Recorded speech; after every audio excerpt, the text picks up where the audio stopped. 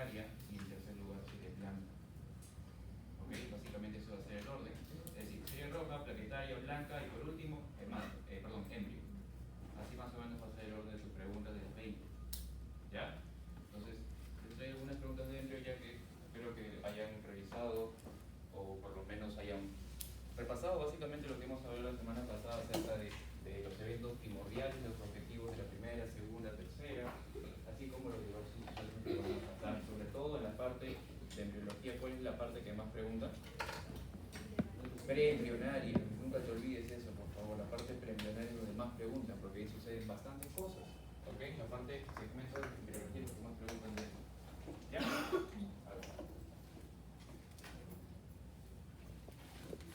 A ver, esto debe ser un regalo para ti. Siempre, ¿cómo comenzamos leyendo las preguntas? Preguntas, ¿no? ¿Cuál es la canción más común en el embarazo ectópico? Entonces, ¿cuántas marcas de frente? ¿Cuál es? Ampolla. ¿Ok? ¿Por qué sucede en la ampolla? ¿Recuerda? Sucede qué cosa? La fecundación. ¿Ok? La fertilización sucede en el tercio interno de la ampolla. Entonces, evidentemente, por una serie de divisiones mitóticas tiene que llegar hasta el sitio, porque normalmente en una gestación que debería progresar, ¿dónde sucede la implantación? ¿Dónde sucede la implantación? En el endometrio, en la capa funcional del útero llamada endometrio, que responde a hormonas. ¿Ok? No te olvides.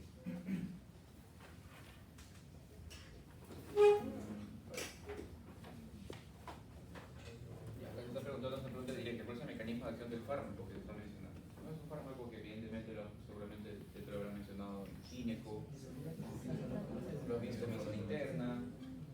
¿Cuál será? La inhibición de la hidrofolato reductasa. ¿Qué hace esa enzima? Porque eso también tiene un papel importante en donde, en la serie roja, la parte de las anemias megaloblásticas.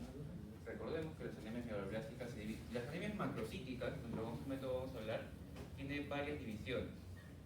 La más clásica es la parte megaloblástica, donde tienen deficiencia de 9 y 12, y la parte no megaloblástica, donde se deben, en este caso, factores externos, no en la síntesis del glóbulo rojo, sino, por ejemplo, hepatopatías, trastornos tiroideos, alcoholismo, etc., etc. ¿Ya? Entonces, ¿qué hace la hidrofolato reductasa? ¿Qué hace esa enzima? Porque el eritrocito, hay 3 vías bioquímicas, por si acaso, se actúan en el eritrocito. ¿Qué hace la hidrofolato reductasa? Se reduce el ácido fólico. Ok, entonces tenemos el folato cuando lo ingerimos, por ejemplo, a la espinaca, sobre todo vegetales. Ok, tiene que pasar por una serie de reacciones enzimáticas para que se absorba. ¿De qué forma?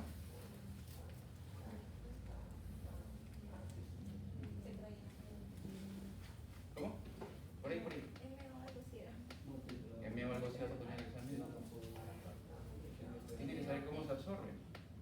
Porque en este caso el metabolismo de la B12 también es algo importante. Hay factores, hay bastantes cosas que tenemos que recordar, pero sobre todo los targets que en este caso están enfocados en la parte del metabolismo.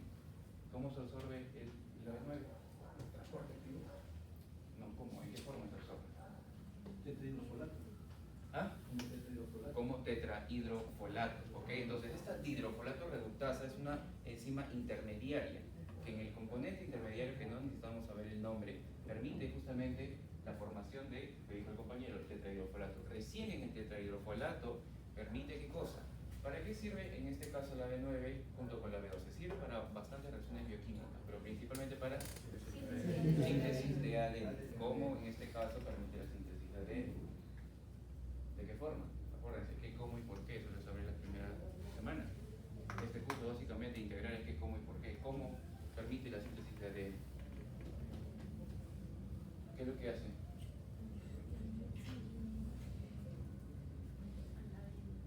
Para la síntesis de ADN tenemos una serie de procesos. Primero tenemos que sintetizar qué cosas, purinas y pirimidinas. ¿Cuáles son las purinas? Purina, guanina y adenina. Okay. ¿Cuáles son las pirimidinas? Citosina, uracilo y tiamina. Citosina, uracilo y tiamina. ¿Ok? Entonces, justamente para que se puedan sintetizar estas purinas, estas bases, purinas y pirimidinas, que son el componente principal del ADN, ¿ok? Necesitamos una serie de reacciones enzimáticas. La que nunca tienes que olvidarte y que también participa en este caso es DMTP. No se puede escribir acá. Esta de acá. ¿Ya? Es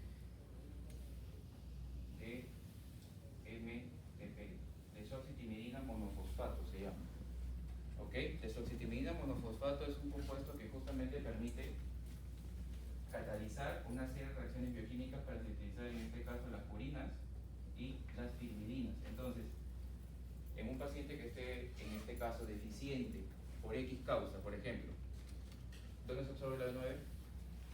Principalmente porque es a lo largo del pudel.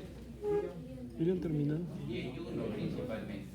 ¿Ya? Entonces, supongamos que un paciente no tenga yuno por X causa, un cáncer, por ejemplo, una yeyunectomía le habrán hecho por X causa. ¿Ok? ¿Habrá esta enzima? Entonces, la síntesis de purinas y pirimidinas va a estar deficiente y por lo tanto, el eritrocito, acuérdense que existe toda una serie eritrocítica para poder formar el eritrocito maduro, en algún momento tiene núcleo. ¿Cuándo lo pierden? ¿En qué fase? ¿Ah? Ya, pero ¿cuál? Porque hay un montón de... El ortocromático, ¿ok? Después el ortocromático sigue el reticulocito, que tiene los remanentes del núcleo, ¿ok? Y luego de esto está el eritrocito maduro como lo conocemos en su forma bicóncava, más o menos así, nos han enseñado, ¿ok? En su forma bicóncava, ¿ok? Entonces en el ortocromático, la última fase donde el eritrocito pierde el núcleo y este se reemplaza por la hemoglobina, ¿ok? Entonces, evidentemente, para que pueda suceder eso, tiene que en este caso el núcleo fragmentarse y comenzar a dividir.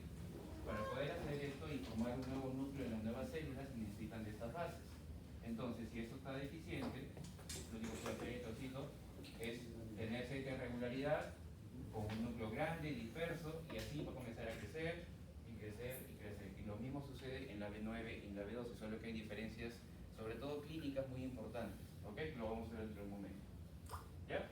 Entonces, en la respuesta anterior, aquí en este caso evidentemente es la dirofolato reductasa, y la habíamos visto que, por ejemplo, el metrotexato era en este caso teratógeno. ¿Se acuerdan del fenómeno todo o nada? Evidentemente, por X causa, supongamos, artritis reumatoide, que también está indicado el tomar metrotexate, sobre todo en las primeras 3 semanas, ¿ok? Va a inducir aborto definitivamente, ¿ok? No que va a suceder malformaciones congénitas. Estas malformaciones iban en la etapa embrionaria, ¿ok? Después a partir de la 3ª hasta la 8ª semana, ¿ok? Muy bien. ¿Reconocen algún mecanismo de acción de algún otro fármaco? Por ejemplo, el de arriba, ¿por qué? Esta timidato sintasa también es parte, por si acaso. Esta enzima, timidato sintasa es parte del metabolismo de la B9. ¿Algún fármaco que actúe allí? ¿Usted lleva algún? Ahí está. Se dan cuenta que los quimioterápicos tienen que actuar aquí, ¿cierto? En la división celular. Porque se supone que un cáncer que es una proliferación de una célula anómala. Si queremos cortar esa proliferación, tenemos que dar algunos, en este caso, inhibidores de enzimas para evitar que sigan proliferando, básicamente. ¿Ok? Por ejemplo, el 5-fluoracilo, algo acá, timidato sintasa. ¿Toxisomerasa 2 clásico? ¿Ah? Muy bien, pero ¿antibiótico? ¿Ah? Antibiótico. Es un antiquimioterápico. Antibiótico. Quinolona. Quinolona. ¿Ok? Prostaglandina, bueno, aquí evidentemente. ¿Cuál más? ¿Corticoides también podría ser? Claro. Corticoides está más arriba. Acuérdense que el target, ¿cuál es el corticoides? Fosfolipasa 2. Fosfolipasa A2, ¿ok? Y a la parte inmunosupresora, porque acuérdense que los corticoides, por ejemplo, se utilizan para tratar enfermedades autoinmunes. Bloqueamos qué cosa? Factor nuclear capa beta.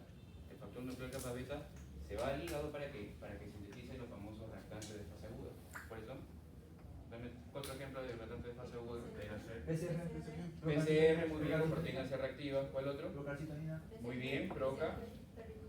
Ferritina, muy bien. ¿Cuál otro? No. Bueno. No, la reacción de expectación vulvar en este caso no es una reacción de fase aguda. Se va a producir por algo, por uno de estos reactantes de fase aguda.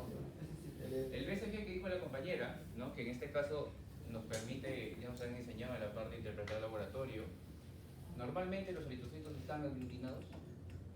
¿Verdadero o falso? Falso, porque tienen carga negativa en este caso en su membrana, están repeliéndose.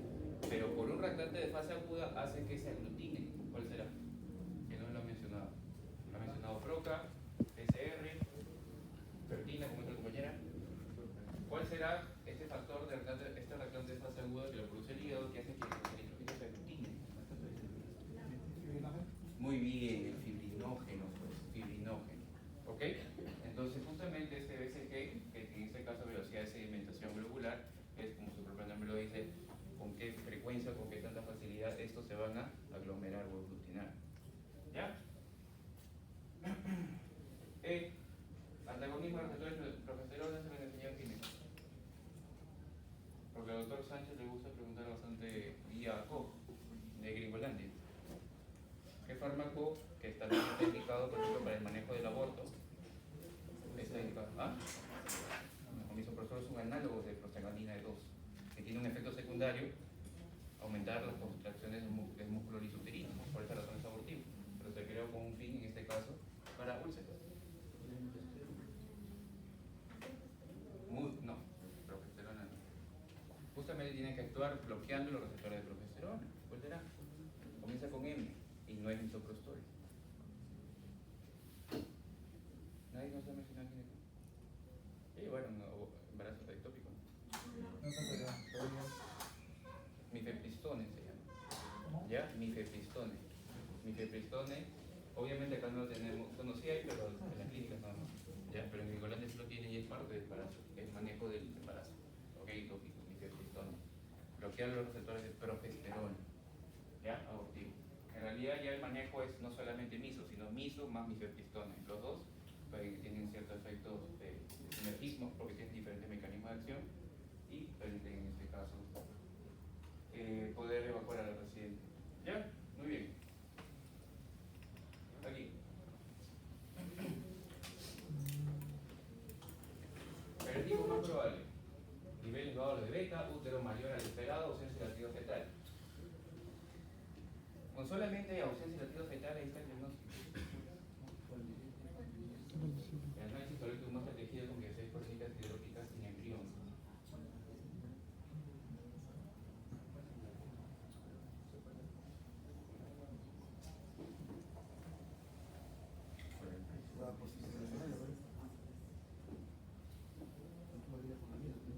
Vamos, recuerden. Para comenzar, ¿qué es la muela? ¿Cuál es el concepto teórico de muela? El aumento de la beta de la muela. Eso lo vemos, pero ¿qué es la muela? Son 16, 20 células que se dividen. ¿El cigoto?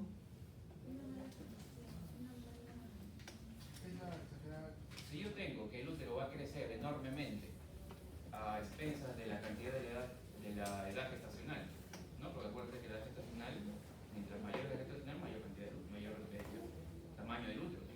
¿Ok? Eso es uno. Dos, si tengo grandes cantidades de beta, ¿quién produce la beta? El sitio. Entonces, ¿qué es en este caso? ¿Cuál tiene la capacidad mitótica? ¿El cito o el sin sitio? Cito.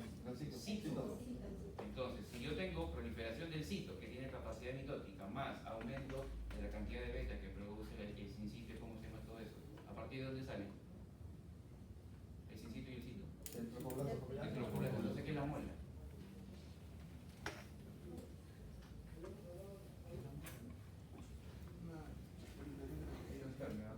Una proliferación anómala del trofoblasto. Porque lo normal que es la gestación fetal, la anómala, entonces en este caso la proliferación anómala del trofoblasto. Entonces eso hace que el cito comience con sus capacidades o sus divisiones mitóticas, que no debería suceder, y el sitio trofoblasto en este caso produzca más beta.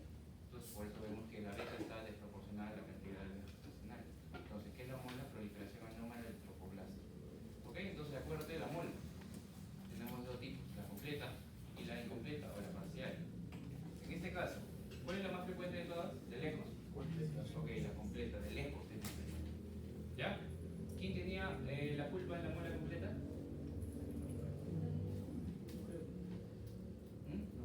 En realidad ahí, bueno, la culpa es dependiendo.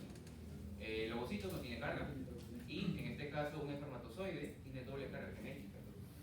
¿Ya? Tiene doble carga genética y va a fecundar y todos los cromosomas que se van a obtener por parte de los papás. En cambio, la incompleta, ¿cómo es? El ovocito tiene carga y en este caso un espermatozoide o dos espermatozoides pueden fecundar el mismo óvulo, por esa razón tienen triple carga. ¿Ok? Entonces, justamente te pregunto, ¿cuál será la clave acá?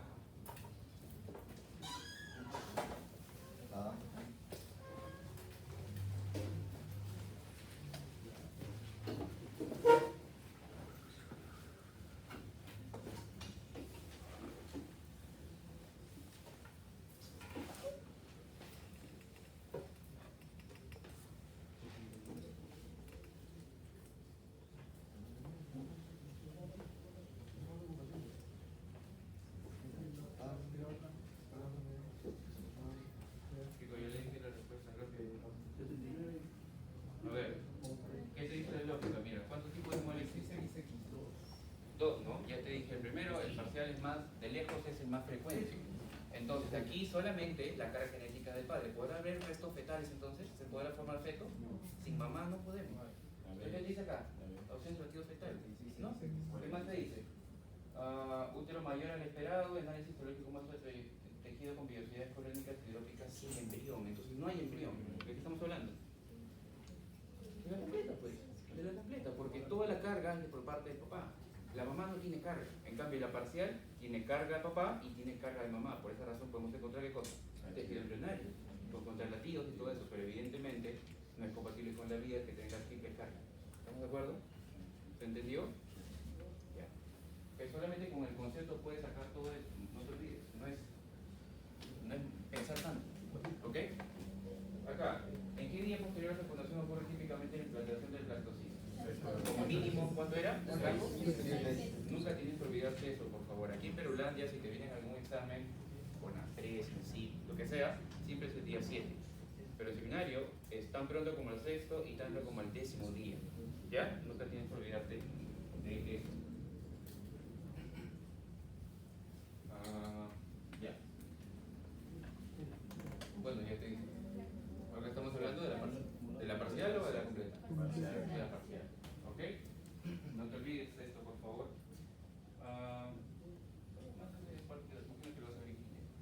¿Qué célula es responsable de la invasión del endometrio? Bueno, ¿cuál que invade el endometrio? Tiene que ser el sincitio, porque acuérdate que el sincitio es el que produce la beta, y la beta va a estar en contacto con la sangre materna y por esa casa de la mamá, beta cuantitativa positiva. ¿Ok? No te olvides. Ok. Entonces, para poder justamente recordar la parte biológica, vamos a hablar sobre todo la parte de hemato y serie roja. ¿Ya? La vez pasada creo que hablamos con el doctor Plaquetaya, ¿no? Sí. Bien, plaqueta, lo más sencillo es hemostasia primaria y secundaria. Reconozcan los targets de patología de hemostasia primaria, sobre todo enfermedad de von Willebrand. Glassman, Bernard Soulier, ¿ok? Que es lo que hace la uremia, eso en hemostasia primaria. En hemostasia secundaria no tienen que olvidarse la interpretación del laboratorio, TP y TTPA, ¿ok? Hemofilia y sobre todo, en este caso, los anticoagulantes, de que siempre preguntan en warfarina. Nunca tienen que olvidarse el mecanismo de acción de warfarina, ¿ya? Solamente son dos palabras, una enzima. ¿Qué enzima bloquea? Leptóxido celular. No tienes que olvidarte de eso, ¿ya? Y bueno, evidentemente tienes que recordar también heparina, los que inhiben las centrales de 10 activadas, como rivaroxaban, apixaban y todos ellos, ¿ok?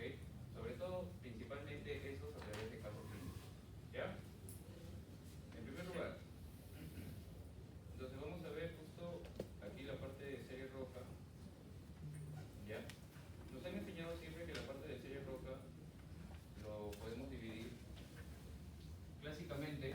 Primero, para comenzar, ¿qué características fisiológicas, espero que hayan leído, tiene el eritrocito? Transporte de oxígeno. ¿De dónde está?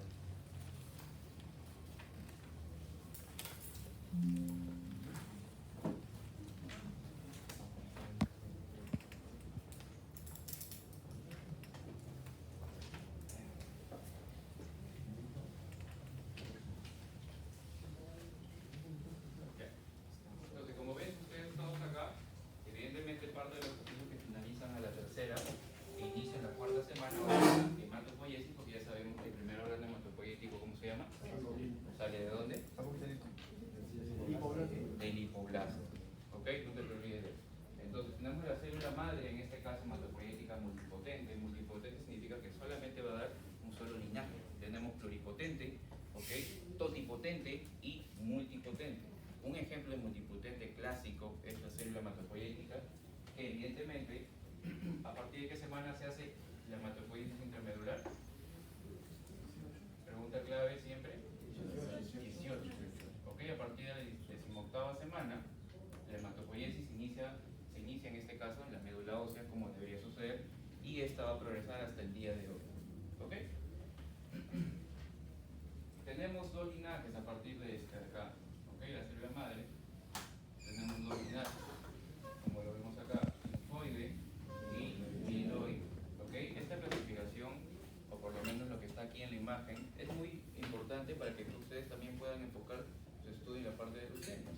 Porque si yo sé de dónde sale, en este caso, cuáles son las dos líneas que se van a dividir de la célula madre hematopoyética, voy a saber también cómo se dividen las leucemias. Tenemos leucemias linfoides y mieloides, nada más. ¿Ok? Porque justamente son los progenitores. ¿Ok? Entonces, la serie linfoide nunca tienes que olvidarte, sobre todo los linfocitos que ya hemos hablado, en este caso, natural killer, T y B. El T, acuérdate, ¿ok? El T tiene dos tipos. ¿Cuáles son? CD8, lo más básico, ¿ok? Y CD4. ¿Ok? Luego los CD4 se van a subdividir en los famosos TG, 1, 2, 17 y REG. Todo lo que ustedes mencionaron en el libro. ¿Ya? La función de la CD8, ¿cuál es? Citotoxicidad a través de apoptosis.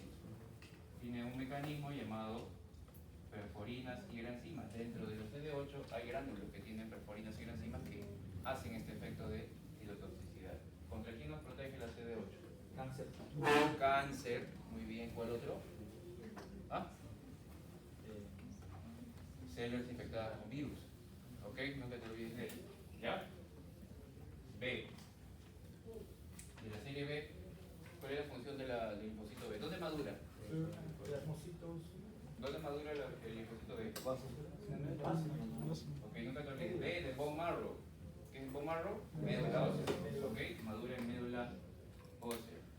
¿Cuál es la función en este caso del linfocito? Anticuerpos. Ok, producción del anticuerpo. Para producir anticuerpos, no te olvides que existen varias formas. Una que es dependiente de T y otra que es independiente. ¿Cuál crees que sea más eficaz? ¿Que dependa de T o que no dependa de T? Que dependa de T. Es lo más eficaz. ¿Ok? Porque en este caso produce anticuerpos específicos. ¿Ok? Lo que es independiente de T no es eficaz y es lo más rápido. ¿Ok? Y cuando es dependiente de T, se van a formar 3 inmunoglobulinas principalmente. Porque en todo el proceso de maduración del linfocito B, primero se forma una inmunoglobulina que está en su superficie. Supongamos que eso es un linfocito B. ¿Ok? Y madura. Tiene que madurar por una serie de procesos, dependiendo, en este caso de T, si se encuentra presente para que se formen 3 nuevas inmunoglobulinas. ¿Cuáles son las 3 inmunoglobulinas que se forman dependiendo de T? ¿Será? Inmunobásica. ¿Ah? Okay, ¿cuáles son los tipos de inmunoglobulinas? Inmunina G, A, M, E y D. ¿Cuál de esas 5? En este caso, a través de la interacción con T, van a poder formar, en este caso, son solamente 3, no te olvides. G, ¿ok? ¿Cuál otro? A y E, ¿ok? CAE, ¿te quieres explotar? CAE, ¿ok? ¿Por qué? Porque el linfocito B inmaduro ya tiene IgM y tiene IgD, que hasta ahorita nadie sabe para qué. ¿Ok? Pues está muy incierto. ¿Ok? Entonces, en la interacción con T, permite formar. Sin interacción de T, solamente se forma eso. ¿Crees que eso sea importante, tenga repercusión clínica? Claro, por ejemplo, las vacunas. ¿Por qué crees que existen vacunas con booster? Entonces, bueno, en GD3 les van a enseñar qué vacunas en este caso tienen booster. ¿Ok? Los boosters en este caso permite que, por ejemplo, si hay alguna vacuna que como te colocan, por ejemplo, hay algunas vacunas que tienen refuerzo y otras que tienen sin refuerzo. Las que no tienen refuerzo es porque ya formaron estas inmunoglobulinas. Las que tienen, en este caso, sin refuerzo, las que necesitan un refuerzo con el paso del tiempo, es porque en este caso solamente han formado anticuerpos por el tipo IgM y el IgD en menor cantidad, y no estos. Tienen varias aplicaciones clínicas, que te mencionar. ¿Ok? ¿Los anticuerpos destruyen? ¿Cuál es la función de los anticuerpos? Neutralizan. Neutralización, ozonización. ¿Y quiénes sí destruyen? No. Los neutrófilos, los macrófagos también tienen función destructora, pero ¿quiénes sí van a destruir, a unirse a los anticuerpos? Porque el anticuerpo tiene esta forma, más o menos, Y. ¿Ok? A esta parte se unen los macrófagos y sobre todo, ¿quién? Las natural killer y las CD8 son las que llaman. Por esa razón, el anticuerpo marca una célula célula y llama a toda la maquinaria que se iba a destruir. En este caso son las natural killer o las CD8. Ellas sí son las que tienen que destruir. ¿Ok? No te olvides la diferencia es que CD8 y natural killer es innato. CD8 es adaptativo. ¿Ok? Son cosas básicas. Entonces, eso solamente con respecto al progenitor linfoide. El gran grueso está en la parte mieloide. ¿Por qué? Porque de la parte mieloide recién van a salir las tres líneas: roja, plaquetaria y blanca. ¿Ok? Roja, plaquetaria y serie blanca. ¿Ok? Obviamente hablando de la serie blanca, los famosos granulocitos. ¿Cuáles son los granulocitos? Los que tú ves acá, que tienen gránulos pequeñitos, neutrófilos, sinófilos y sobre todo basófilos. ¿Ok? Este monocito cuando llega al tejido se va a convertir en macrófago. Entonces por esa razón, por ejemplo, cuando tú seguramente has visto un hemograma de un paciente, te dicen número de macrófagos. No, vas a encontrar el número de ¿qué? De monocitos. Porque cuando llega al tejido se va a convertir en macrófago y dependiendo del tejido, a alguien por allí se le ocurrió decirle, por ejemplo, que el macrófago en el hígado, ¿cómo se llama? Kaffer. En hueso, osteoclasto arriba, microglia en la piel, Langerhans y sinónimo de histiocito. Cualquiera de los dos. ¿Ok? Acuérdense que son nombres propios. Entonces, en sangre siempre va a estar, o en circulación, monocito. En el tejido se va a tener el nombre de macrófago. ¿Ok? Y obviamente, con respecto al precursor de la serie plaquetaria, ¿ok? Que en este caso es el megacariocito, el doctor explicó la clase pasada. ¿Las plaquetas son células, verdadero o falso? Más falso que no es falso, por favor. ¿Ya? En este caso responde a una hormona llamada trombopoietina, así como hay una eritropoietina que permite sintetizar glóbulos rojos y permite las divisiones de esta. Hay una hormona llamada la trombopoietina que lo produce ¿quién? El hígado. Hígado. ¿Ok? Entonces el hígado, pues tiene sentido que si yo tengo alguna alteración hepática pueda repercutir en la formación de plaquetas, por supuesto. ¿Ok? No te olvides de eso. ¿Ya? Acuérdate que las plaquetas son fragmentos celulares. ¿De quién? Justamente del megacariocito. Obviamente acá hay un montón de procesos que estoy obviando, pero eso no necesitan saber ustedes. Para pensar. ¿Ok? Y bueno, la serie roja, por estímulo de la eritropoietina, que es producido por quién? Perindubulares, intersticiales, renales.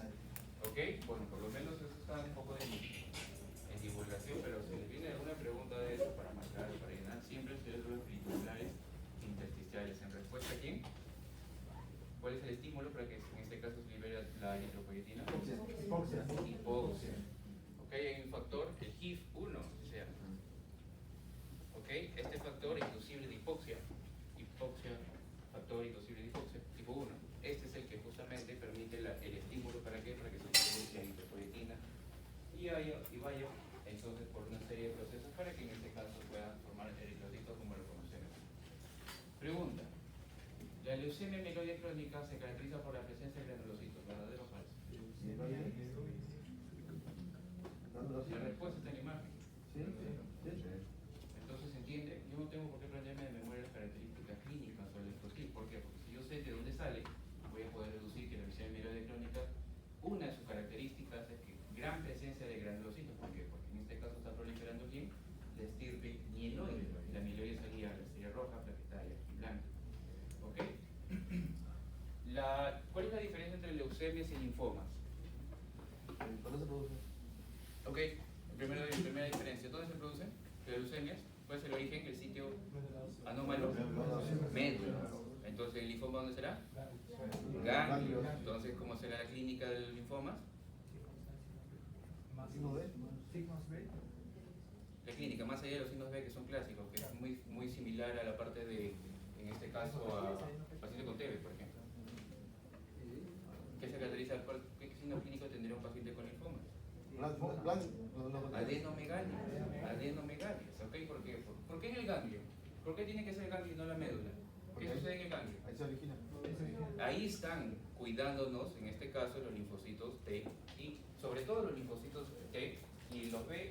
en médula ósea y que también van a ir a, en este caso, al ganglio, dependiendo del llamado del estímulo que vayan a realizar. Entonces, estos van a proliferar y van a aumentar el tamaño. Entonces, la adenomegalia se va a caracterizar por linfomas. ¿Ok? Entonces, los síntomas B, ¿cuáles son los síntomas B? Cansancio, pérdida de peso. Pérdida de peso, Fiebre. fiebre y bueno, fatiga en este caso, todo ello, famosos síntomas B. ¿Cuál es el precursor para que pueda justamente originar toda esa cantidad de síntomas? ¿Quién produce la fiebre? Hidrógenos. ¿Cuál? El que nunca tienes que olvidarte. ¿Ah?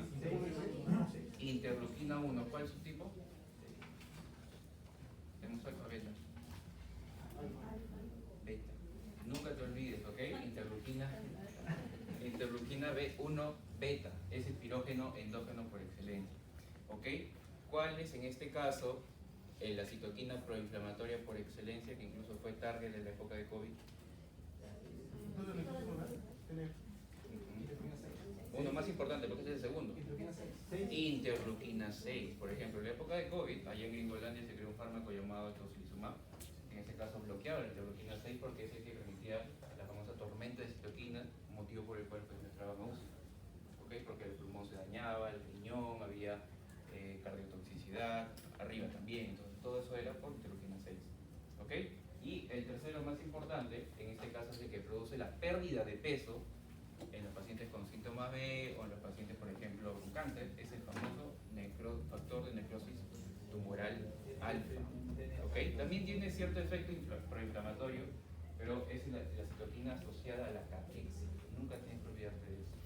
¿Okay? Que es característico de los pacientes oncológicos, polifoma y todo eso. ¿Okay? Factor de necrosis tumoral alfa igual a caquexia. ¿Ya? ¿Ah?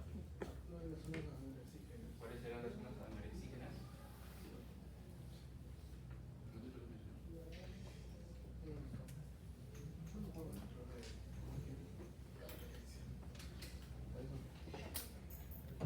Las zonas anorexígenas son que carece de tejido adiposo. ¿Será el cuello? No, porque aquí tenemos el tejido adiposo pardo, la grasa parda. ¿Ok? ¿Cuáles son las zonas anorexígenas, compañeros? ¿De acuerdo? Vienen de un...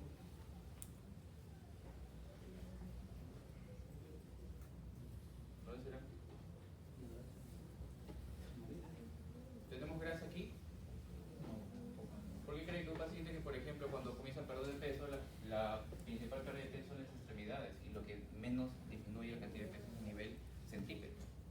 ¿Ok? Entonces, menor cantidad de grasa se asocia a zonas anorexígenas. Entonces, serán miembros superiores y miembros inferiores principalmente. Obviamente, eso depende de que si es mujer u hombre. Mujeres tenemos un poquito más abajo. ¿Ok? Muy bien.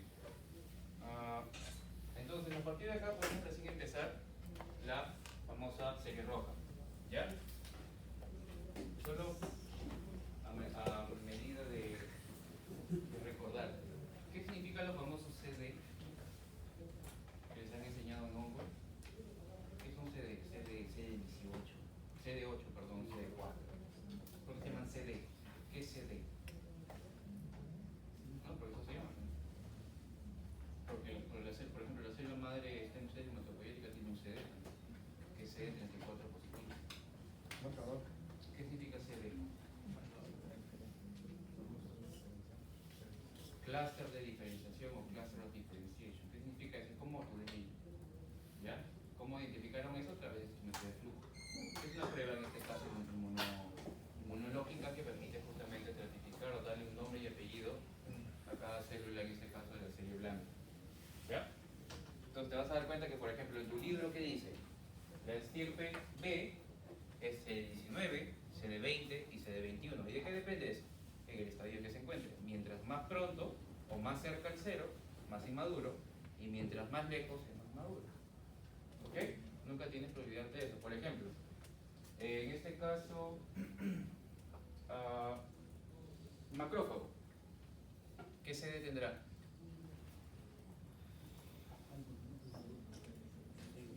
¿Cuál será su CD, su ID, su DNI? El que nunca tienes que olvidar. Eso les enseñó. Yo llevo el ciclo pasado, ¿no? No me enseñado.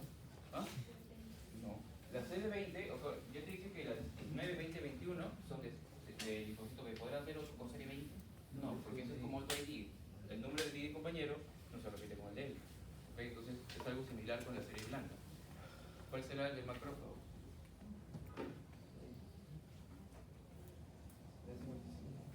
Hay de 0 al 5. Imagínate. C de 14. Todo lo que les estoy mencionando en su libro, ¿ok? Hay algunas células que sí siempre preguntan. Macrófago, ¿ok? Linfocito B. El T en este caso, sobre todo, bueno, solamente el T tiene CD8 nada más, ¿ok? Porque de ahí la otra T tiene los T helper, ¿ok? Pero nunca te olvides de eso. ¿Ya?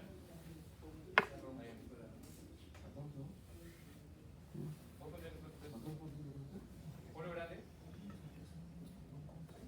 Ya, ahí.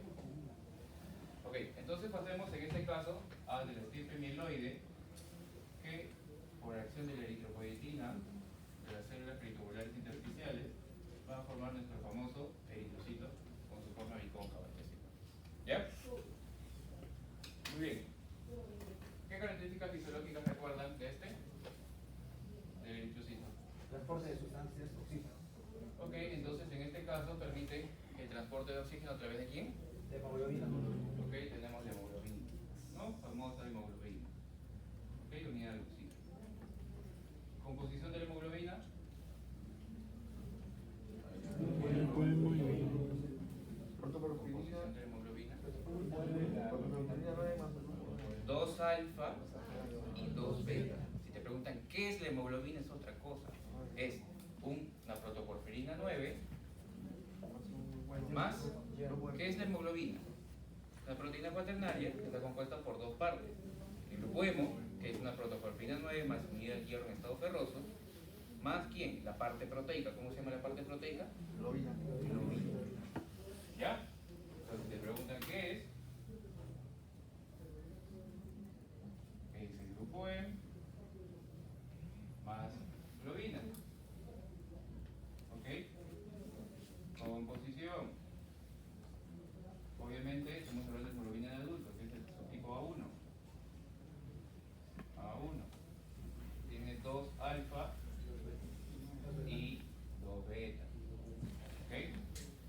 Hay 3 tipos de hemoglobinas que principalmente tienes que acordar. ¿Ya?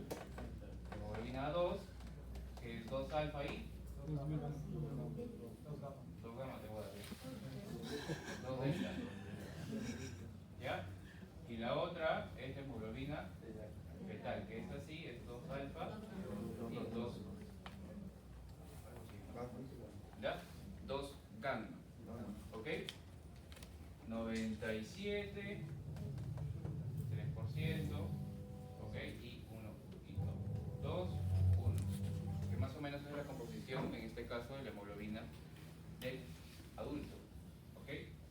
¿Por qué es necesario recordar los tipos de hemoglobina? Porque dependiendo de la patología que tengamos, necesitamos aumentar esta o en una patología puede disminuir la hemoglobina, en este caso que principalmente tenemos, que es de tipo A1. ¿Ok? Por ejemplo, ¿qué tipo de hemoglobina creen ustedes que pueda disminuir la hemoglobina del adulto? Sabiendo que en este caso está compuesta por 2 alfa y 2 beta. Las famosas talasemias. ¿Qué son las talasemias? Un defecto en la síntesis de las cadenas de globina, la parte proteica de la hemoglobina. ¿Ok? No te olvides. Grupo hemo es una protoporfirina 9 más el hierro en estado ferroso. ¿Ok? Entonces, ¿tiene sentido ahora sí que nosotros, por ejemplo, qué es la anemia?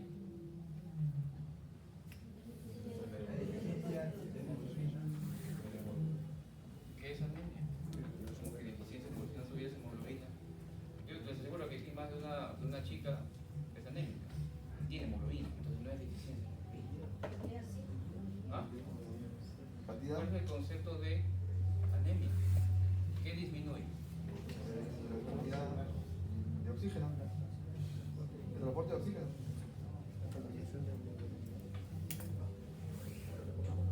De fierro. De la concentración de hemoglobina, no, disminución de la masa eritrocitaria. Eso es anemia. ¿Qué es microcitosis? Estamos hablando de microcitosis cuando hablamos de BCM menor de 80, ¿no? Ok. ¿Qué significa microcitosis? ¿O ¿Cuál es la finalidad de que se divida o tenga una división adicional que altere los valores de los volúmenes corpusculares normales o valor corpuscular medio? ¿Por qué se tiene que dividir otro? Para poder sostener qué cosa. No tanto el hierro, oxígeno. Ah, oxígeno, pero ¿quién transporta el oxígeno? Hemoglobina. Entonces, ¿por qué se tiene que dividir? ¿Por qué tiene que haber una división extra, una microcitosis, para poder sostener quién? Mantener qué cosa? Las concentraciones de hemoglobina en cada eritrocito que vaya a tener. Entonces, entiendo yo que sabiendo los conceptos de, por ejemplo, qué es, en este caso, hemoglobina, cuál es la composición de la hemoglobina, puedo entender yo que si alguno de estos disminuye por X causa, se puede repercutir en el volumen corpuscular medio, supongamos. ¿Ok? Bueno, ¿qué patología puede asociarse a la extinción de hierro? Anemia. No, es anemia ferropénica que tiene diversas causas. Pregunta universal, ¿cuál es la causa más frecuente en el hombre? ¿La anemia ferropénica? ¿Origen del sangrado en dónde? Gastrointestinal. En la mujer premenopáusica, Menstruación. menstruación. Y en la mujer posmenopáusica, en la mujer ¿dónde te agarran siempre? ¿Por qué será? ¿En la mujer posmenopáusica cuál será la causa? ¿Ah?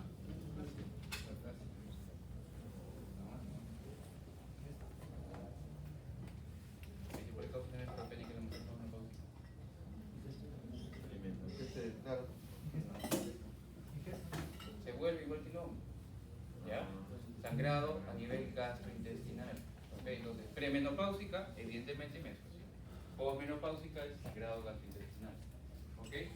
Entonces, para poder nosotros evaluar, en este caso el hierro, tenemos que recordar un poco acerca del metabolismo del hierro, que se lo voy a explicar en otra imagen. Pero solamente para ejemplificar las causas de hemoglobina o de anemia, en este caso microcíclica.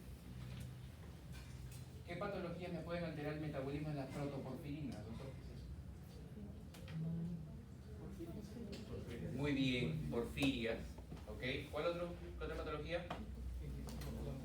¿Ah? Intoxicación por plomo. ¿Cuál otra? Vamos a colocar PB. ¿Entiendes que plomo?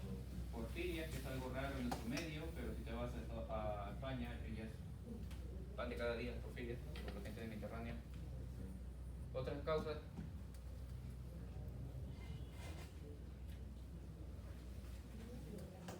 ¿Qué es la anemia sideroblásica, compañero? Ilustra.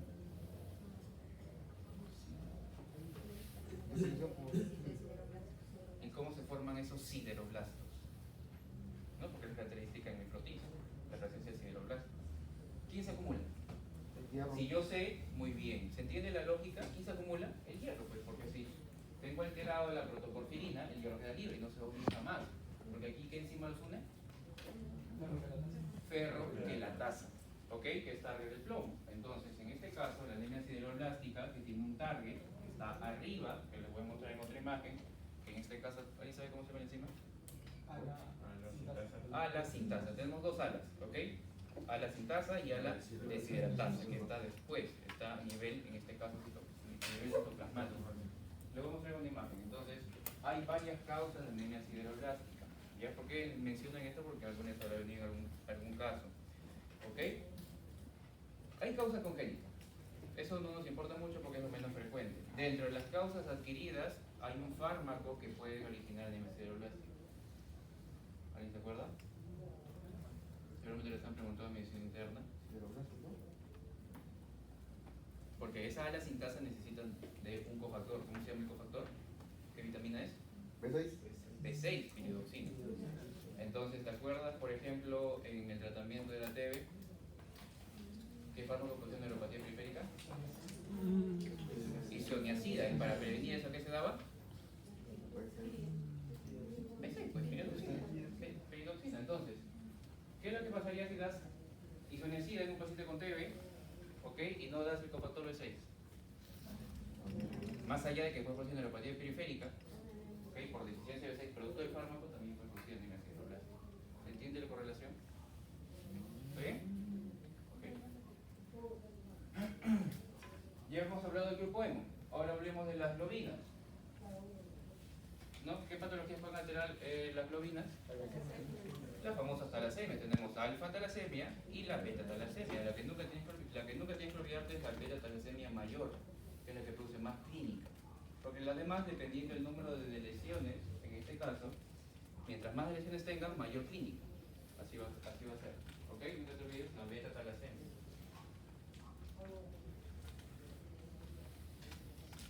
¿Sí? Muy bien. ¿Cuál es la diferencia entonces en lo que respecta a la composición de la hemoglobina? ¿Cuál es la diferencia de la hemoglobina fetal, por ejemplo, con la hemoglobina de adulto? Tiene mayor afinidad con el oxígeno, motivo ¿por qué? Por el oxígeno de la madre. Vaya, pero ¿por qué? Por la 2,3. Porque tiene menor afinidad por el 2,3 difosforilerado. Doctor, ¿de dónde sale el 2,3 difosforilerado? ¿De dónde sale? De la vía de... De la vía del Va a salir del 1,3. Ya, pero ¿de dónde sale? De la vía del De la vía bioquímica, de una de las 3 vías bioquímicas que participan en el tránsito llamada la vía Rafa-Forlov. ¿Ok? Entonces veo algunos que me están mirando. ¿Qué está hablando? Vamos a... Mira, en casa, por ejemplo, se dan cuenta, hemos observado toda la parte microcítica. Entonces, con solamente saber la composición de qué es hemoglobina, o mejor dicho, qué es hemoglobina y cuál es la composición, en este caso, de los tipos de hemoglobina que hemos visto en el adulto, o que tenemos en el adulto. ¿Ok? Muy bien, entonces hablemos de una de las causas más comunes. Esta es una proteína periférica de un paciente con anemia ferropénica. ¿Ok? ¿Se dan cuenta de la hipocromía que? ¿Se dan cuenta por qué? Porque las anemias microcíticas, ¿ok? Las anemias están divididas de varias formas. ¿Ok? La que está en su libro es la más didáctica para poder entender de acuerdo al volumen corpuscular. Menor de 80 micro, normo de 80 a 100 y mayor a 100, macro. ¿Ok? Entonces, dentro de la clasificación de las anemias microcíticas tenemos microcíticas hipocrómicas. Ustedes se dan cuenta aquí, los eritrocitos hipocrómicos están casi pálidos. ¿Ok? Muy bien. Entonces, para poder justamente hablar cómo en este caso puede producir la anemia por deficiencia de hierro, lo que tienen acá es un gráfico didáctico, ¿ya? Del metabolismo del hierro.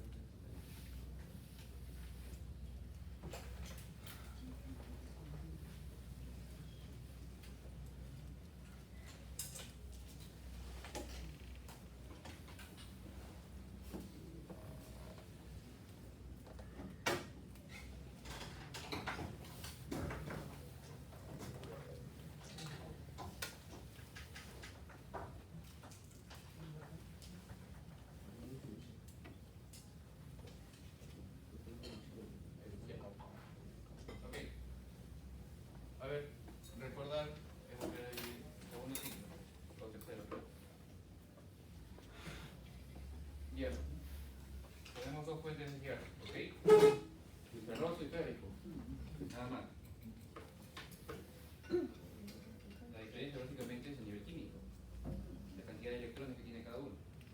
Arriba, 3, el férrico y el ferroso 2. ¿Ya? Los dos, por si acaso, los dos se van a absorber, pero unos se absorben con mayor habilidad en 10 veces. Pero los dos se absorben. Uno se absorbe poquito y otro se absorbe mucho. ¿Quién se absorbe mucho? Ferroso, porque tiene 2 más, y el férrico se le absorbe menos. Por esa razón, a nivel duodenal, o con el duodeno, porque también el duodeno y el ayuno se absorbe el hierro, pero principalmente en el duodeno. ¿Ok? Bueno, antes de que llegue al duodeno, necesitamos primero el ácido clorhídrico. ¿Qué hace el ácido clorhídrico? ¿Qué reacción produce en este caso el ácido clorhídrico, el HCl, con un metal, que es el hierro? ¿Ah? ¿Qué? ¿Cómo se llama esa reacción de un ácido con un metal? Es química orgánica. Y produce radiación. radicales libres, que son dañinos para, en este caso, para nuestras células. Por esa razón, el sobredosificar hierro es tóxico para nosotros. Por eso es que el hierro es tan estructurado, tan metabolizado, ciertas proteínas juegan un papel muy importante para que el hierro no esté circulando. ¿Qué es lo que produce? ¿Cómo se llama esa reacción? Esa reacción que se estoy mencionando se llama reacción de Fenton. ¿Ya? La reacción de Fenton es asociar un ácido con un metal, que en este caso, el asociar los dos produce radicales libres. ¿Ok? Esos radicales libres evidentemente van a generar daño tisular. ¿Ok? Entonces a partir de ahí ya comienza el ácido clorhídrico. ¿Ok? A su vez, el ácido clorhídrico, por esa razón, usualmente cuando nos mencionan, cuando damos hierro a un paciente por anemia por deficiencia de hierro, ¿con qué lo asociamos? Con vitamina C. ¿Por qué? Porque ¿qué es lo que hace la vitamina C? Del hierro férrico, no del ferroso, ¿eh? Del férrico que está asociado a plantas, vegetales, etc. Lo pasa a ferroso. Entonces cumple la misma función que ¿quién? Que la ferrorreductasa. Porque la vitamina C es un ácido, ¿ok? Ácido ascórbico. Cuando lo asocias con el hierro, ¿ok? Pasa de 3 más a 2 más. Y el 2 más, a través de la puerta a nivel del enterocito, porque esto es el duodeno, enterocito, y esto es la sangre, ¿ya? Pasa por este transportador de metales bivalentes subtipo 1. ¿Ya? Ahora, cuando está dentro del enterocito, se va a almacenar o va a tomar el nombre de, en este caso, ferritina. ¿La ferritina dónde lo encontramos? Ya lo dijeron hace un momento. En el hígado. ¿Y dónde más? ¿Ah? Vaso. No. ¿Dónde más encontramos ferritina? Músculo. ¿Dónde se está produciendo la maquinaria? Médula. Médula. También encontramos médula, en este caso, en la ferritina. ¿Ya? No te olvides, son los depósitos. La ferritina, a través de la ferroportina, que es la compuerta que está entre el enterocito y la sangre, va a pasar, en este caso, a transferrina, que donde el hierro se encuentra en qué estado? ¿Ferroso? Es la transferrina. Férrica, ¿ok? Entonces, la transferrina, ¿cuál es la función de este? Transporte. Transferrina, transporte. Transporte el hierro, ¿en qué estado? Férrico. ¿En dónde? En justamente los almacenes donde yo voy a encontrar. También encontramos, en este caso, más allá de la médula ósea y del hígado, lo encontramos en el macrófago. ¿Ok? Por esa razón hay un concepto de hemosiderosis. ¿Han escuchado eso? La hemosiderosis es acumulación, en este caso, de hierro en los depósitos. ¿Ok? Entonces, no te olvides que la ferroportina, más allá de que está en el enterocito, también se puede encontrar en el macrófago, donde justamente permite la salida de esto. Nunca tienes que olvidarte este de acá, la epsidina. La epsidina es justamente el que permite la entrada o la salida a través de quién, de la ferroportina. ¿Ok? Entonces, por ejemplo, una paciente, mujer de 45 años, con antecedentes de AR, presenta síntomas de fatiga, más bien, ¿cuál es el mecanismo fisiopatológico? ¿Cuál será? Mecanismo fisiopatológico de su enfermedad. ¿Estamos hablando de la R? No, estamos hablando de los síntomas de fatiga y astenia. ¿Cuál será el mecanismo fisiopatológico de esa paciente? Aumento de epsilina. ¿Por qué aumentar la epsilina? Acuérdate que dentro de las anemias normocíticas, las que están entre 80 y 100, una de ellas es anemia por trastornos crónicos. Hablando de trastornos crónicos, te ponen acá un ejemplo: hipertiroidismo reumatoide. Todo proceso proinflamatorio eleva la principal citokina proinflamatoria. ¿Cuál es? La 6. La que he mencionado hace un momento, interleucina 6. Esta interleucina 6 aumenta las concentraciones de epsidina, que es la que regula principalmente la entrada y salida de hierro. Si aumenta epsidina, adiós ferroportina. ¿Ok? Entonces el hierro no va a poder salir de los almacenes, entonces se queda atrapado. ¿Entiendes esa parte? Después lo vamos a aplicar con una. ¿Ok? Entonces, esto básicamente es lo que, a grosso modo, estamos recordando dato con respecto al metabolismo del hierro. Entonces te preguntan, por ejemplo, ¿qué función cumple la vitamina C? Reduce el férrico, ferrosis. ¿Qué función cumple la ferroportina? La ferroportina, imagínate que somos el hígado y la puerta, ¿ok? Es la ferroportina. Es justamente modulada por quién? Por la enzima, ¿ok? La ferroportina también la podemos encontrar, por si acaso, también en los macrófagos. Por esa razón, allí también se puede almacenar el hierro. Alguno se preguntará, ¿por qué el hierro está tan regulado? ¿Por qué siempre tiene que estar en los almacenes y no puede estar en sangre? Porque es altamente tóxico. Más allá de que es tóxico, ¿ok? Las bacterias. Parte del microbiota, las bacterias necesitan de hierro para poder proliferar. Entonces, justamente, más allá de que la transferrina se encarga de detectar el hierro y transportarlo en los lugares donde debería suceder, también tenemos otra proteína llamada la lactoferrina, que en este caso la lactoferrina también tiene esa segunda función de poder, en este caso, capturar las cantidades de hierro que se encuentran libres. ¿Ya? No te olvides nunca de eso. Muy bien. ¿Se entendió esta parte? Ok.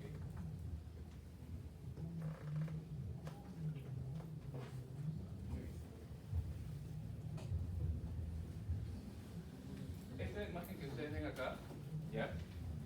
Es parte o te explica la interrelación de las vías bioquímicas que suceden en todo el cuerpo a través de la glucólisis, a través de la gluconeogénesis, formación de cuerpos cetónicos, cetogénesis, etc. Lo que nos importa saber es en serie roja. ¿Ok? ¿Se acuerdan las características que hablamos hace un momento de física? ¿No? Que tiene la forma bicóncava, que carece de núcleo. ¿De dónde obtiene energía? ¿Mitocondria? No tiene mitocondria. ¿Ya? No tiene mitocondria. Entonces, para poder, como no tiene mitocondria, a ver, pregunta de cultura general para un estudiante de 11º ciclo de San Juan. ¿Por qué el oxígeno permite la vida?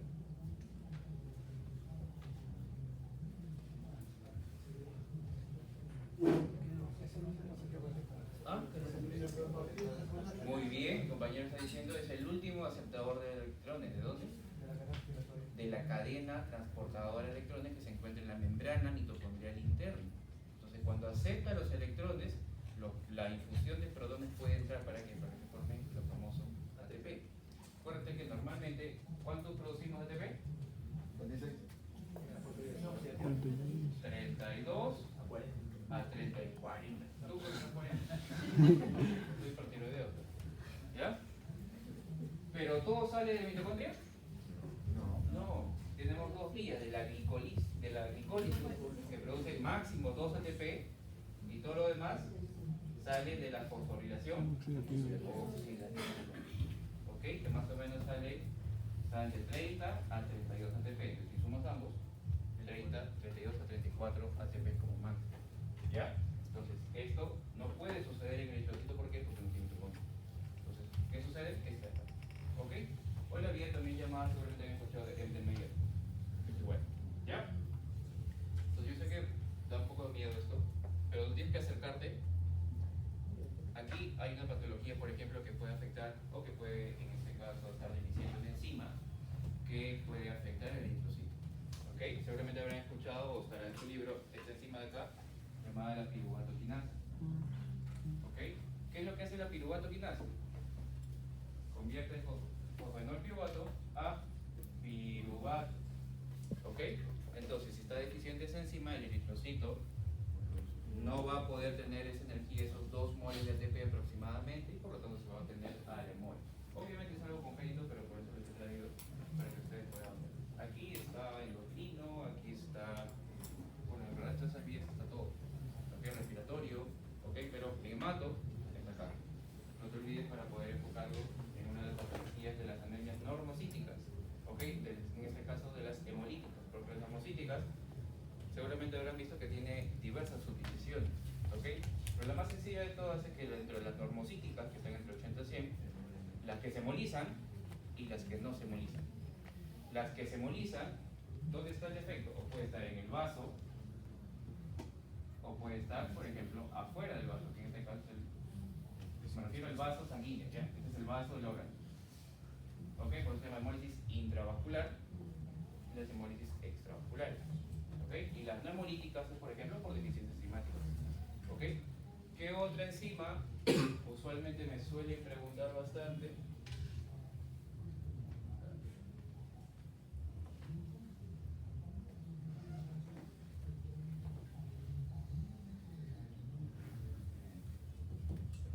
Esta vía de acá es lo que les estaba mencionando, pero es como un zoom de lo que les acabo de decir. ¿Ok? Arriba ven ustedes que la vía, en este caso, es glicolítica.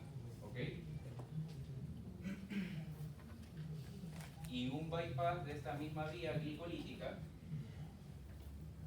es la vía de Rappaport-Lovering. ¿Ok? Que a partir de esta vía va a formar el 2,3 bifosfolicilato. ¿Qué función cumple el 2,3 bifosfolicilato?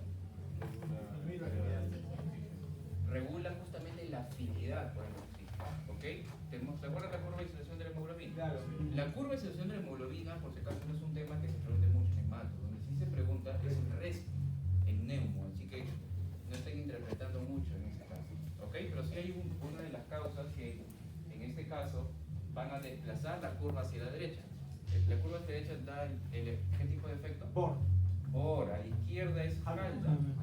¿Qué es el efecto Bohr hacia la derecha? Es ceder el oxígeno a los tejidos. ¿Ok? Entonces, justamente, el 2,3 bifosfoglicerato juega un papel importante en ceder el oxígeno a partir de la hemoglobina. ¿Ya? Muy bien, entonces, otra de las vías bioquímicas que usualmente siempre me suelen preguntar y la correlación con ciencias básicas es en este caso de las vías de las pentosas. Tenemos tres vías, como les dije. La de Merckx con glicólisis, de Rappaport-Lovering, que forma el 2,3 bifosfolicerato, y la última vía que es las pentosas o hexosas, también monofosfato. ¿Cuál es la finalidad de producir esto? O de que tenga esa vía bioquímica del eritrocito. Hexosa, monofosfato. ¿Cuál es la finalidad? ¿Para qué? Glutatio reducido. Justamente, cuando nosotros estamos respirando, cuando hacemos ejercicio, en la respiración celular se libera ¿qué cosa? Grandes cantidades de radicales libres. El cuerpo tiene una cantidad y una maquinaria enzimática y no enzimática de eliminar esos radicales libres. ¿Por qué? Porque si no, eso generan daño. Daño a la membrana, daño celular y finalmente inicia. ¿Ok? Entonces, la glucosa 6-fosfato deshidrogenasa permite ¿qué cosa? Sintetizar NADPH, que en este caso, ¿qué vitamina hidrosoluble se necesita para formar NAD? Ribosina. Sí, porque tenemos dos tipos, ¿no? Hidro, de B1 a B12, y las lipo, que son ADEK. ¿Qué vitamina se necesita para sintetizar NAD? ¿De? ¿Y? ¿Qué? Que hidrosolubles, no son los liposolubles. Ah, Porque por deficiencia de esta enzima no tenemos NAD y puede generar hemólisis. ¿Se dan cuenta de la correlación clínica? ¿Qué número es tiamina? No, tiamina no. En el gráfico de las vías bioquímicas, ahí estaba también, ¿ok? B12. Y hay enzimas que necesitan de cofactores como la tiamina. B12. Nunca se olviden, ¿ah? Para producir el NADPH se necesita B3, niacina. ¿Ok? Y para producir, en este caso lo que dijo el compañero, o que sirve como cofactor, la riboflavina, permite eso utilizarlo como fosfato. ¿Ok? Que son reductores de electrones. ¿Ok? Que son parte, en este caso, de la vía bioquímica. Muy bien, entonces a partir de la NADH se va a sintetizar el famoso glutatio. El glutatio es como el escudo del eritrocito. ¿Ok? Entonces viene, por ejemplo, el peróxido de hidrógeno. El glutatio, ¿qué es lo que hace? Lo reduce a 2 moléculas de agua. Es decir, evita que en este caso se hemolice. Se van a dar cuenta que entre las anemias normocíticas, la deficiencia de esta enzima, tenemos menos glutatio y en consecuencia menos escudo que proteger al eritrocito.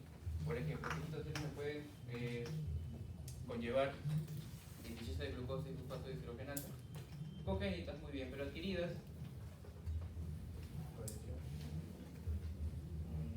Podría ser radiación, pero algo más frecuente. ¿Alcoholismo?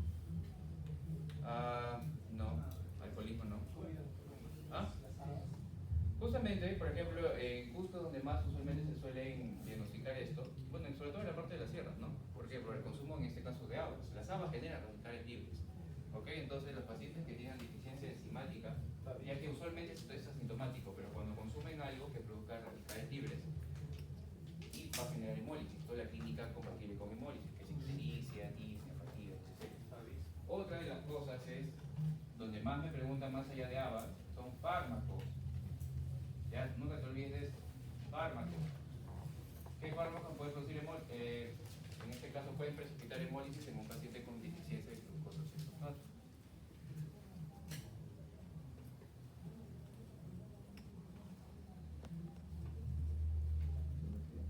¿Alguno?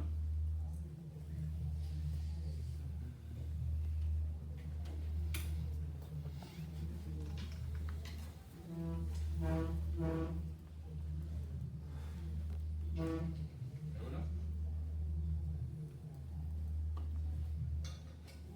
¿Sí? ¿Alguno de las sulfas? ¿Ya? Las sulfas es uno de ellos. Sulfonamida. ¿Ok? Pueden precipitar haciendo hemólisis. ¿Alguien sabe cuál otro fármaco? Toda sucesión de mato. Porque te pueden colocar paciente con antecedente, por ejemplo, de una enfermedad diarreica. Tomó Bactrim, sulfamethoxazol.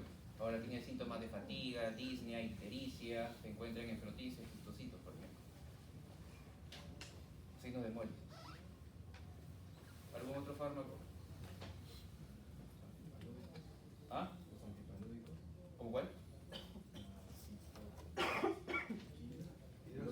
Hidroxicloroquina, no se olvide. Entonces, caso típico, paciente de que se va, en este caso, o con diagnóstico de malaria en la selva, le dieron un antipalúdico, hidroxicloroquina, y ahora tiene síntomas de compatibles con anemia o de compatibles con hemólisis. ¿Ok? Entonces, esta asociación con fármacos siempre te va a colocar el antecedente previo. No te olvides los antipalúdicos. ¿Ok? Muy bien. Entonces, ¿entendieron las tres vías bioquímicas? ¿Cuál es la finalidad de cada uno? Espero que sí. Ya. Ahora, esto es justamente una imagen que ustedes también tienen en su librito, que justamente representa bien la parte de la síntesis de las protoporfirinas, ¿ok? O en realidad del grupo M, ¿ok? Tenemos aquí dos compartimentos, tanto el citoplasma como la mitocondria, que está hacia el lado izquierdo, o en el lado derecho. En el lado izquierdo está la parte del citoplasma. ¿Ok? Entonces, habíamos dicho, ¿dónde estaría clasificado esta imagen? ¿En qué tipo de anemia? Normo, macro, micro. Micro, pues, ¿por qué? ¿Cuál es la finalidad de esto? Producir hemo. ¿Y hemoglobina qué es? Hemoglobina. Hemoglobina. Entonces, cualquier defecto en globina, como altracemia, o cualquier defecto en la síntesis de hemo, pueden producir en este caso anemia microcítica. ¿Ok? Muy bien, entonces, todo parte justamente a partir de los sustratos. Sucinico A más glicina, que son dos, en este caso un aminoácido y un precursor proteico. ¿Ok? Perdón, lipídico. Aquí está, miren. B6, piridoxina, como les había mencionado, más a la sintasa, como dijo el compañero, va a formar un componente llamado el ácido aminolebulínico. Este de acá. Este ácido aminolebulínico, por una enzima, a la deshidratasa o ácido aminolebulínico deshidratasa, forma el porfobirinol.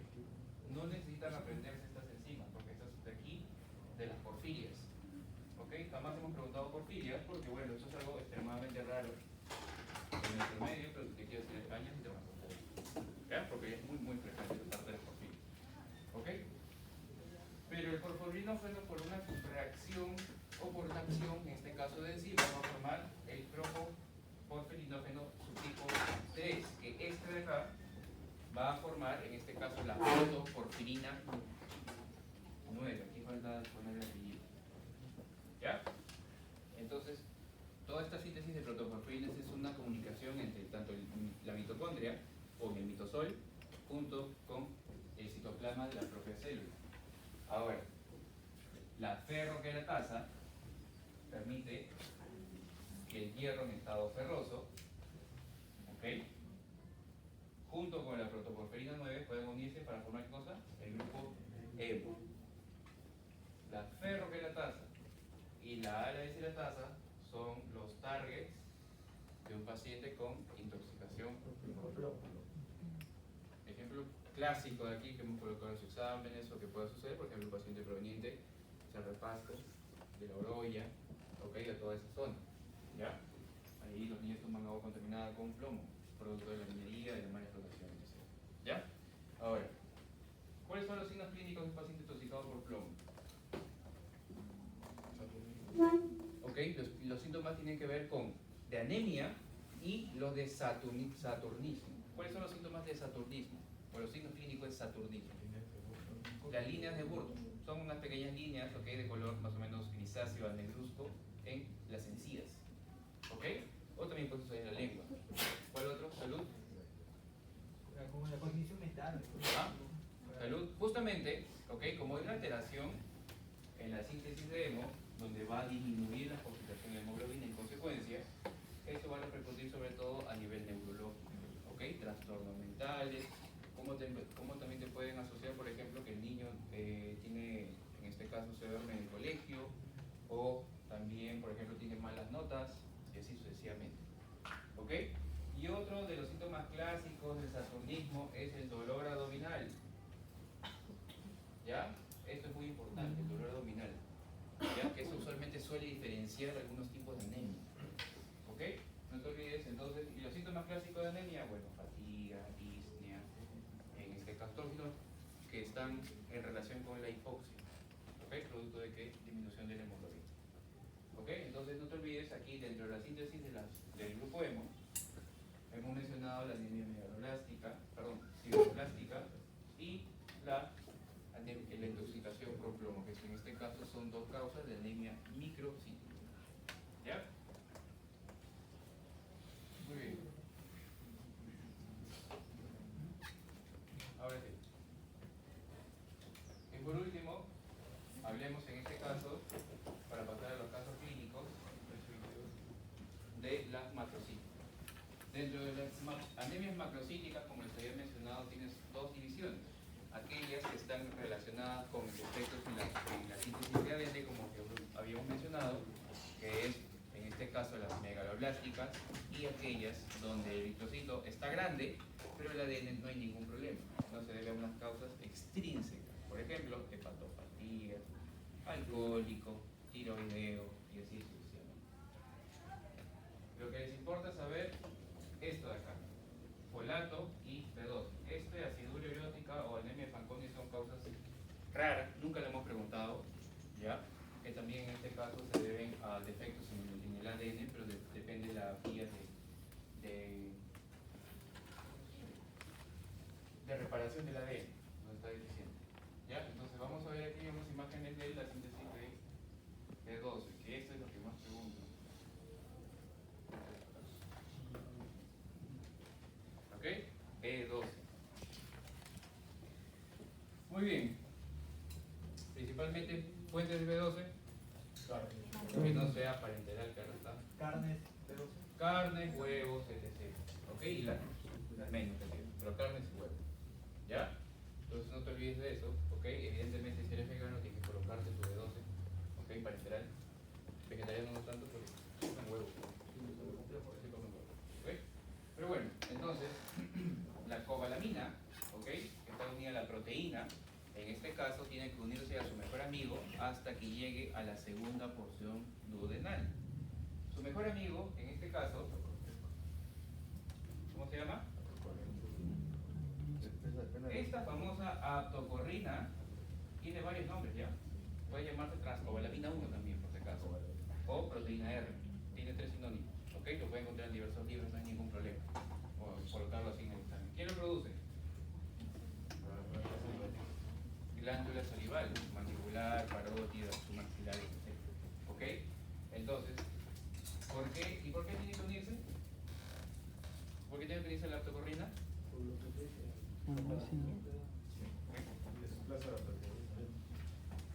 No, se une con una finalidad, protegerlo, como bien dijo el compañero, ¿contra quién? Contra el ácido fluorídrico, que se forma en el lumen gástrico, producido que en este caso por la bomba de protones que está en la célula parietal. ¿Ok? Entonces, si no hubiera lactocorrina, se destruye. ¿Ok?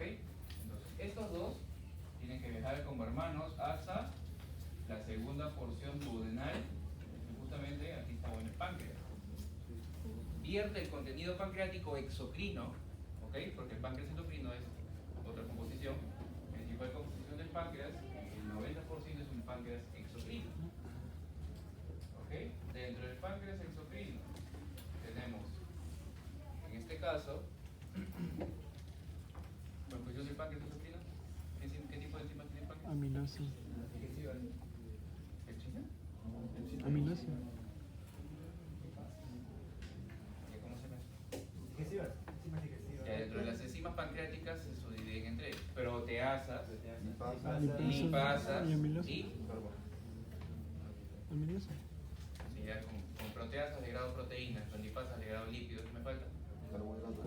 Carbohidratos, pues las famosas amilasas. Amilasa. Ok, dentro de ellas la amilasa y los diversos subtipos que hay. Ok, entonces las tres macromoléculas se pueden degradar a través del páncreas.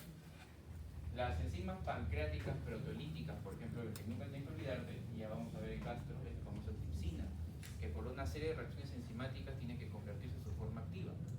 ¿Ok? Acuérdense que las enzimas que vierte el páncreas, ¿ok? ¿Son activas o inactivas? Son enzimas llamadas simógenos o no simógenos. Inactiva. No sé. ¿Qué pasa si las enzimas pancreáticas se activan dentro del páncreas? Se comen el Pancreatitis. páncreas. Eso es pancreatitis. ¿Ya? Entonces tienen que liberarse en forma de simógenos, ¿ok?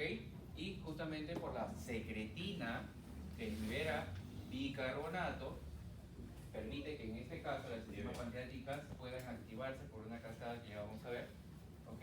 Para que recién puedan hacer este efecto. ¿Ok? Entonces, ¿qué es lo que hacen las proteasas pancreáticas? Las liberan. ¿Ok? La aptocorrina, adiós, y la cobalamina ahora recién se une al famoso factor intrínseco, producido por quién? Las células parietales. ¿Ok? Entonces, el factor intrínseco ahora junto con la cobalamina se van a ir hasta el principal lugar de absorción de la B12. ¿Dónde es? Ilio distal o ilio terminal. Y esto básicamente es un zoom de lo que está viendo. ¿Ok? Los dos entran como hermanos. ¿A través de quién? De un receptor de cubilina. Esto no están acordados, no hay ningún problema. Los dos, justamente, a través de por unas reacciones bioquímicas, la cobalamina, en este caso, se disocia del factor intrínseco y esta recién va a poder absorberse y participar en el sinnúmero de reacciones bioquímicas que va a tener como destino la B12. ¿Qué reacciones bioquímicas? ¿Dónde participa la B12 después de que se absorbe? Síntesis de ADN, ¿qué más? Muy bien. ¿Qué parte? La vaina de mielina. Acuérdate que en este caso, ¿quién dirige el sistema nervioso central? Oligodendrocitos. Periférico. Células de Schwann. Schwann. Entonces tenemos dos tipos de células que van a formar las vainas de mielina por donde van a pasar la transmisión, en este caso nerviosa, a través de las famosas sinapsis. ¿Ok? Entonces se entiende que si yo tengo una anemia por deficiencia de B12 voy a encontrar trastornos neurológicos. ¿Por qué? Más allá de que pueda encontrar demencia, que eso es a largo plazo, se traduce como, por ejemplo, un defecto de la columna posterior. Tienes que saber qué es lo que es la columna posterior. Entonces, si esta no está mielinizada, el paciente va a tener una clínica. Sensitivo. Sensitivo. ¿Qué pasó ya? Defecto de la columna posterior, ¿qué clínica va a tener? Sensitivo. ¿Qué es la sensibilidad propioceptiva? Ok, en palabras sencillas, ¿y cómo se traduce eso clínicamente No en su poder operación? comer. No poder caminar. Ataxia no. Parestesia, ¿no? Para París. No, para parecer es otra vía que vamos a ver. Ok, puede ser por allí, pero algo más específico de la columna posterior.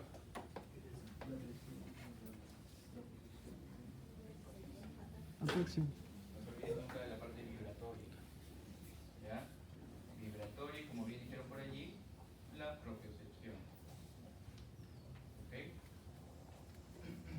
Ahora sí, si encuentro clínica de paresia, ¿qué vías afectadas? Anterior.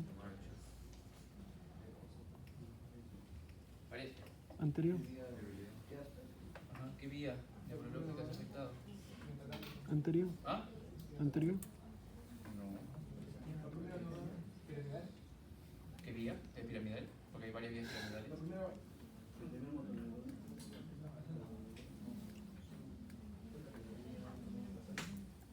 Centro parece parapléjico.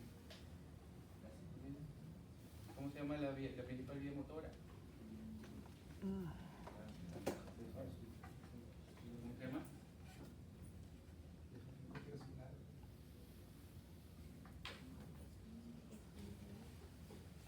La vía espinotalámica también tiene otra clínica, pero no va a poder tener ella. La vía espinotalámica es en este caso por dolor, temperatura, esa es vía espinotalámica. No te olvides nunca el tracto corticoespinal. ¿Ok? Tracto corticoespinal. ¿Ok? Principalmente los pacientes lo puedes encontrar parapléjico. ¿Ok? Ausencia del movimiento. ¿Ok? También puedes encontrar en este caso paresia. Paresia junto con ausencia de dolor o ausencia de la temperatura cuando está comprometido la vía espinotalámica. Entonces, toda esta clínica neurológica que puede ser una de ellas, pero que en el examen, o pues, todas en este caso, se debe a que esas vías para que transmitan esta información están de equilibrio. ¿Ok? Estamos hablando de sistema nervioso periférico. ¿Ok? Entonces, a ver, ya me cansé de hablar. Aquí hay target, sí. Hay como 10, de varias patologías. A ver, uno, voluntario, porque me cansé de hablar. ¿Dónde está un target? Por ejemplo, Factor supongamos que el intrínseco. paciente no tenga ilio por una ileectomía. Se supone que va a tener deficiencia B12 y con clínica anemia. ¿Dónde más puedo encontrar un target? Factor intrínseco. ¿En qué parte lo colocáis en la enfermedad de Crohn? Pseudo parietal. La enfermedad de Crohn me encanta también, o sea, se dan cuenta, recordarán que la enfermedad de Crohn puede afectar a cualquier parte del estructura intestinal. Entonces, si afecta el ilio, ok, acuérdate que la enfermedad de Crohn forma granulomas no clasificantes. Entonces puede destruir la zona donde se absorbe y también puede ser. Pero otra zona aparte del ilio, ya, el estómago, no te olvides, aquí, la célula parietal. Inhibidor de la bomba de Que glucosa. justamente es la causa más frecuente a nivel mundial de anemia megaloblástica por deficiencia de B12. ¿Cómo se llama? Porque por si acaso, los depósitos de B12 que se encuentran en el hígado mínimo tardan entre 3 a 5 años a utilizarse. Entonces, en un paciente, por ejemplo, si no come este mes carne por X motivo, no va a tener clínica B12, o por deficiencia de B12. Pero si no come, por ejemplo, por 3 meses vegetales, que es en este caso folato, ya va a comenzar a tener la clínica. ¿Por qué? Porque los depósitos de B9 se consumen con mayor rapidez, a diferencia de los depósitos de B12 que tardan muchos años. ¿Ok? Entonces, ahí está, que se ve parietal. Inhibidores de la bomba de Platón. No, bueno, en realidad el omeprazol es una causa, te puede causar en este caso el omepra, esomepra, pantoprazol, te pueden causar anemia por deficiencia B12, está diagnosticado, está documentado, pero no es una causa más frecuente. Perniciosa. Muy bien, perniciosa. ¿Qué tipo de reacción de hipersensibilidad es perniciosa? Hay 4 tipos, nada más. 1, 2, 3, 4. Por ejemplo, tu achis. Un alérgico por acá. El asmático tipo 1, Antihistamínicos. por ejemplo. Tipo 2 son autoanticuerpos. Tipo 3, inmunocomplejos, excelente, decir, anticuerpos con antígeno. Y 4, linfocitos. Entonces, ¿cuál de ellos está catalogado como anemia perniciosa? 2. 2, que son autoanticuerpos que van y adiós. Célula parietal, no hay factor intrínseco y por lo tanto no se absorbe. ¿Se dan cuenta? La causa más frecuente a nivel mundial. En este caso es la anemia perniciosa, que son autoanticuerpos que van a destruir la célula parietal. ¿Ok? Más arriba, o por ejemplo acá, páncreas. Un paciente con una patología pancreática puede tener anemia por insuficiencia B12. Claro, por ejemplo, imagínate que tenga una insuficiencia pancreática exocrina. Causa más frecuente, el colí. ¿No? Porque las proteasas pancreáticas, ¿qué es lo que hacían? Separaban a quién? A la lactocorrina junto con a la cobalamina o a la B12. Entonces, si no se separan, no se va a poder unir al factor de síntesis. ¿Está bien? Entonces, en una insuficiencia pancreática exocrina, por la causa que sea, por ejemplo, alcoholismo, por ejemplo, en un paciente con un cálculo que no se trata, puede generar insuficiencia pancreática exocrina. Diabetes, obviamente. Más arriba, por ejemplo, las glándulas salivales, que producen la lactocorrina, porque si la lactocorrina no lo chalequea, pues, ¿no? No lo va a destruir el ácido clorhídrico del estómago. ¿Ah? Sjögren. ¿Qué es Sjögren? Síndrome de Sjögren. ¿Qué es Sjögren? Se queda un síndrome de resequedad, ¿no? Claro, produce la clínica, en este caso, serostomía, serostalgia, todo ello, producto de que es una destrucción autoinmune de las glándulas salivales, de las glándulas lacrimales y así sucesivamente. Entonces, si no tengo todo eso, ¿puede tener autocorrina? No. Entonces, ¿se dan cuenta de la importancia del metabolismo? Entonces, a partir de aquí, yo voy a entender que es clínico. Entonces, por ejemplo, Sjögren, supongamos que tengo un paciente que no tenga estómago. Sácale, pues, si le sacan el estómago, que tiene que suplementarle con B12, definitivamente, porque no hay factor intrínseco, ¿está bien? No hay el páncreas, tienen que suplementarlo. Si le sacan el ilion porque tiene un cáncer, por ejemplo, los cánceres de duodeno, ¿okay? La inyección del hígado, perdón, el lugar más frecuente es en duodeno y el segundo es en el ilion. Entonces, si le quitan el ilion, es una ilectomía, tienen que suplementarlo con B12. ¿Estamos bien? Muy bien. ¿Entendió la B12? ¿Preguntas? Bueno, es una imagen para que sea más bonita, ¿no? Para que vean aquí cómo la B12 participa en la mielinización, en este caso, de los axones de los cromosomas neuronales. ¿Ok? Ahora, hay una diferencia laboratorial importante, más allá de la clínica de las megaloblásticas. ¿La clínica cuál es? Que B12 produce síntomas neurológicos. La B9 no. ¿Ok? Pero hay una diferencia laboratorial importante.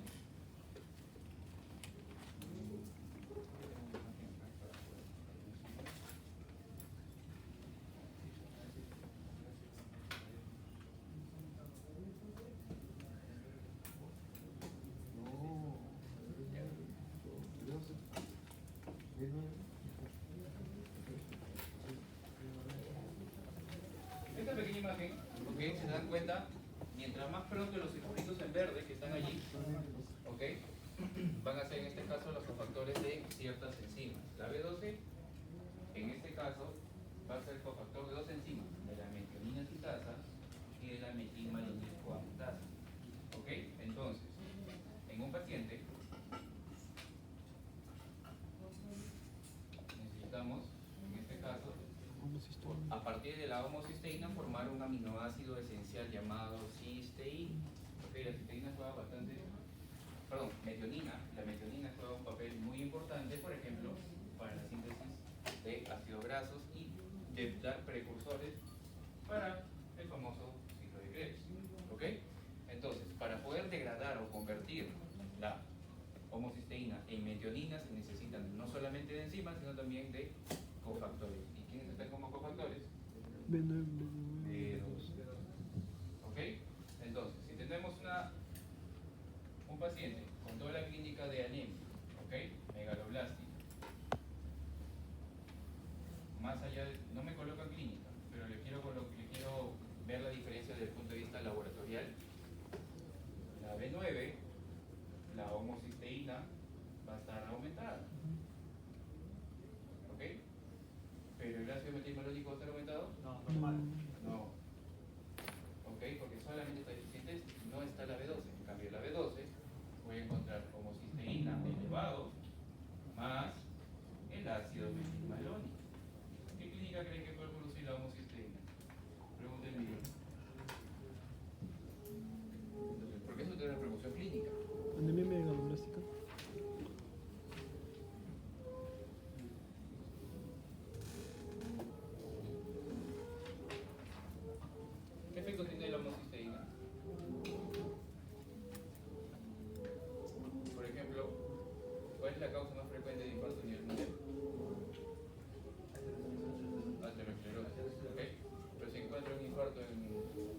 20 años. 15 años. ¿Cuál es la causa? ¿Formación de ateromas? No.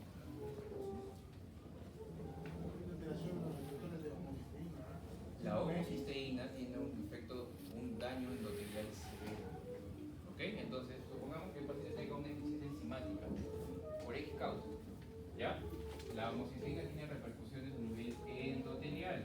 Y lo que el doctor les explicó en la clase pasada, ¿se acuerdan? Para formar trombos, tiene que estar alterado cualquiera de los componentes de quién?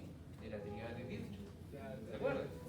Lesión endotelial, éstasis sanguínea e hipercoagulabilidad. Cualquiera de esos tres puntos te puede generar un trombo. Entonces, si yo tengo lesión endotelial que está arriba, producto de la homocisteína, entonces este paciente a temprana edad puede generar efectos, en este caso, aterotrombóticos, pero no por grasa, no por sedentarismo, no por malos estilos de vida, como lo que normalmente sucede, sino por efectos de la homocisteína. Esta es una correlación bioquímica completamente, ¿ya? Es importante que lo sepas. ¿Ok? Muy bien, ahora sí.